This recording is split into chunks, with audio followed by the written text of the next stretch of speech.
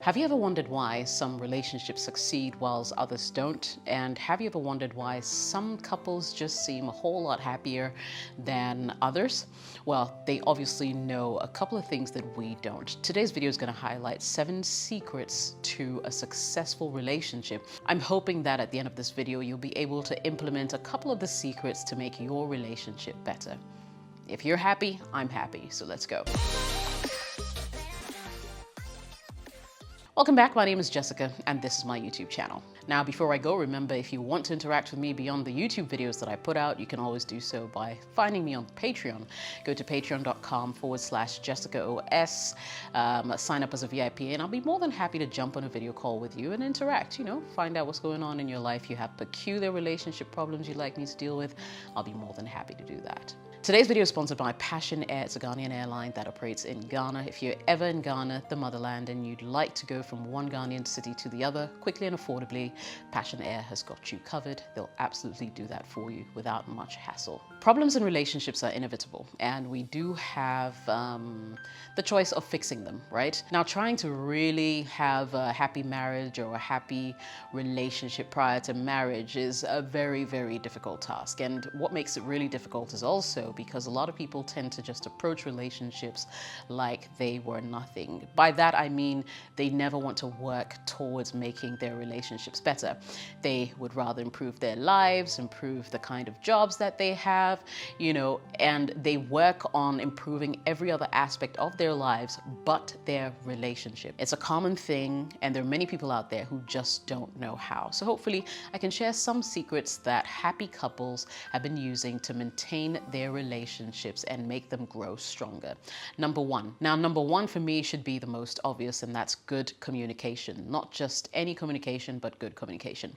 Now, communication is one of the most important things because it removes all doubt, it clears the air, and leaves little to imagination. Now, people in successful relationships know about speaking openly and sharing their thoughts and feelings about things that happen around them. If you really have the opportunity to talk to couples who are happy and are thriving, whose relationships are thriving, they'll most likely tell you that they communicate on every single level.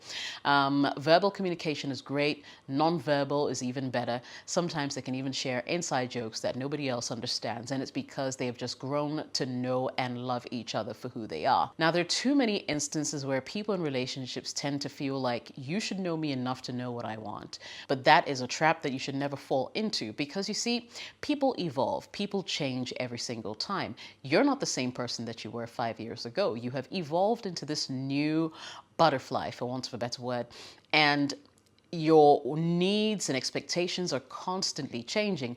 And so if you do not make an effort to communicate exactly how you feel at any point in time, to communicate your challenges, to communicate the things that offend you when, things that your partner obviously does, then you will always run into trouble because a lot of people run on assumptions. They feel like you should know me, you've been with me this long, and this is how it should be, and don't ask me questions, just go ahead and do it. That is not the way to go. So as a couple, you always need to ensure that you have a very good rapport and communication between each other so that your relationship continues to thrive.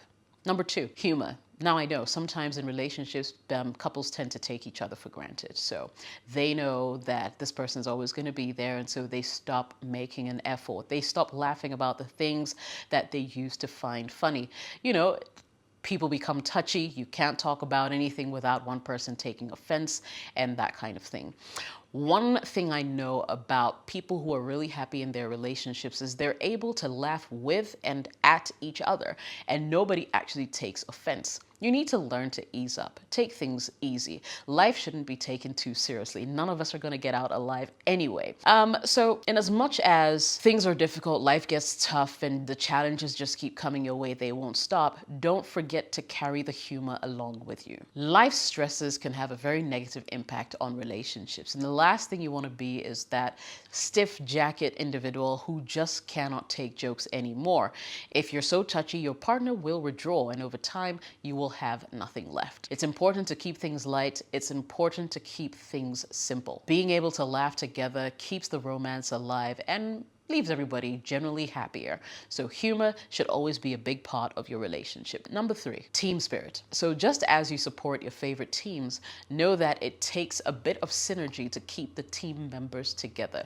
Now, if you approach life's challenges as a couple, as we and not I, you will be able to get through life's challenges easier and faster. If you start to see your partner as part of your team, if you start to approach life's challenges as a team, you go further faster. Remember, working together is very vital for the progress of any team, whether it's managing finances, doing household chores, taking care of the kids, paying bills, etc. Make sure that you approach everything from the team angle. It is we are doing this together. Change your language to suit, the current situation and what's happening. Change your language from I to we, from singular to plural, and begin to watch your life take a whole different turn and your partner inevitably becoming happier because they know that you got them as much as they've got you. Team spirit is something that exists amongst happy couples, and you can adopt it in your own relationship. Number 4, appreciation. Now, sometimes we get so wrapped up in everything that's going on with us that we forget to stop and just appreciate the moments, the experiences, the little things that our partners do. You would be surprised how far a little appreciation can go to really boost your marriage, boost your relationship, boost the life that you live. Have you ever felt a little better because you did something for someone and they looked you in the eye and said, I appreciate you? And you could tell that it was a really genuine thing. The same should pretty much apply for everything that you do as a couple. You can never take each other for granted. Everybody puts in as much as they expect out of the relationship. There should be a good balance. And when one person goes above and beyond, immediately it should be something that is acknowledged and celebrated between you two. A little show of appreciation makes someone feel special and wanted and loved. And you know what they say, what goes around comes around. If your spouse or your partner is happy, they will radiate some of that happiness onto you, and your relationship will just keep growing from strength to strength. Number 5, intimacy. So depending on where you are in your relationship, maybe you're married, and if you are, the conversation's a little different. But if you're also in the premarital stage, intimacy is really important. And it doesn't have to be sexual intercourse necessarily. Intimacy includes hugging, touching, kissing, and just making this person feel like they are special to you and they mean something to you. If you believe in premarital sex, then that's also a way to get some intimacy from your partner. If you're married, however, most cultures, most religions will agree that you can go all out to show affection and make your partner feel like they're really a part of you. Intimacy keeps relationships alive, keeps relationships going, keeps partners of each relationship feeling like they are important and they still matter to the other party in the relationship. So if you're looking for a long-term relationship, you cannot skip the importance of intimacy. Intimacy is a must. You people need to spend some good quality time together. If you already have children, make sure that you have mommy and daddy time and the children know about it. It's very, very important that you make intimacy a really integral part of your union. In most relationships, people just tend to be selfish. It's all about how I feel, what I want. Once I get what I want, I don't care too much about what the other person feels. But if you really love your partner and if you really want to grow in that relationship together, then people's needs need to be taken into account. It's not just about I'm satisfied, I'm good, I'm off to bed, screw you, right? Instead, it's more like, how can I make you happier? How can I let you get to where I am? Kind of thing. You move hand in hand and everybody stays happy. Number 6, vulnerability. Now, to be able to really connect with someone on an emotional level, you need to be able to be vulnerable with them. You need to be able to spill out your heart, tell them what your worries are, what your challenges are, and know that they're not going to go and betray you to other people, but instead help you through the journey of life. Now, couples need to be allowed to embrace their vulnerability by coming clean and talking about stuff without being judged or resented. If you find yourself in a relationship where you're always being judged about your past because you spilled the beans about some checkered history you have and it's always being thrown in your face, that will straight away let your walls go up, all right? And it's going to be very difficult for the other party to break through because suddenly trust for them is lost and essentially they can't be trusted. And so a lot of happy couples are couples that just take each other for who they are.